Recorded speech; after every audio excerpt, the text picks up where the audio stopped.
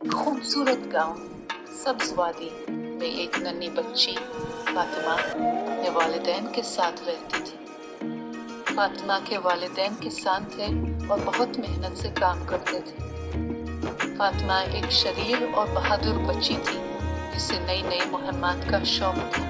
एक दिन फातिमा को गांव के बुजुर्ग दादा जान ने एक पुरस्कार कहानी सुनाई।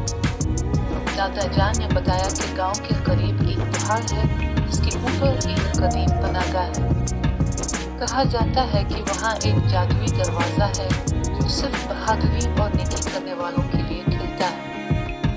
फातिमा ने दादा जान की कहानी सुनकर फैसला किया कि वो इस पनागा को देखेगी और जादुई दरवाजे का राज मालूम करेगी। अगली सुबह वो अपने दोस्त अली के साथ पहाड़ की तरफ रवाना हुई।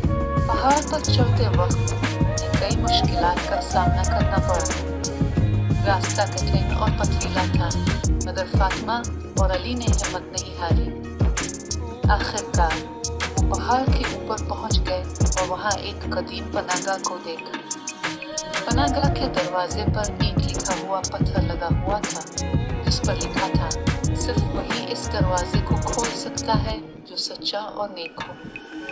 फातिमा और अली ने दरवाजे के करीब जाकर दुआ की और दरवाजे को खोलने की कोशिश की। अचानक दरवाजा खुद ब खुद खुल गया और उनके सामने एक रोशन कमरा नमूदार हुआ।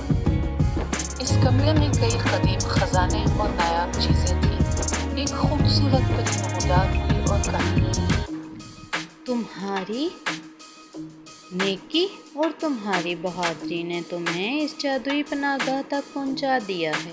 ये खजाना तुम्हारे गांव की खुशहाली के लिए है। फातिमा ने परी का शुक्रिया अदा किया और कहा, हम इस खजाने का इस्तेमाल अपने गांव की भलाई के लिए करेंगे। परी ने मुस्कुराकर कहा, ये खजाना तुम्हारे नेक एमाल का इनाम है। हमेशा याद रखो, नेकी और बहादुरी का सिला ज़रूर मिलता है।